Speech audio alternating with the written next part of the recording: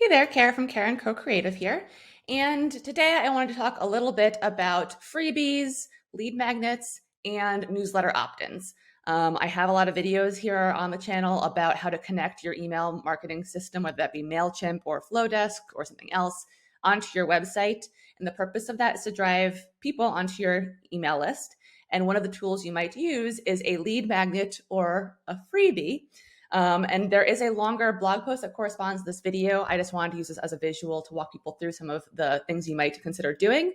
And all of this is really to increase the know, like, trust factor with your audience. So that way they will see you as an authority. They'll continue to engage with you in your content. And then eventually, they might buy a product or engage in your services. So it's really just about fostering that relationship. And you want to be able to give them something of value, whether that is a piece of content that they provide their email address in exchange for receiving, or if it's just a really great newsletter that they want to get once a week, once a month, whatever you do consistently. So I'm going to take you over my shoulder. So what I do is I actually just have, it's kind of tucked away.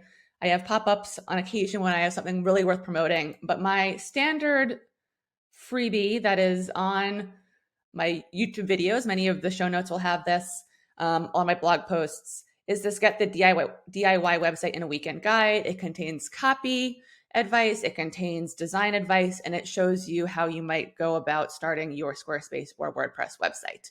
And I like to share this because for a really self-starting individual, it could be all they need. And then they might find out, oh, I don't need to hire Kara to do my website. And that's fine. Or they might go and start it and then find out that they run into some roadblocks, and they might come back to me and either hire me or engage with my DIY products so that they can continue to do it themselves. But it's something that gets them on my email list so I can also share other things with them.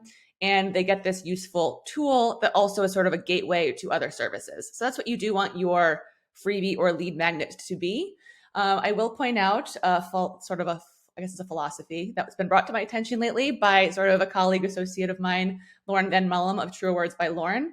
And what she does is she has freebies. These are her freebies. And you don't need an email address necessarily to get these freebies. They're completely free, because if you have to give an email address, it's not necessarily free.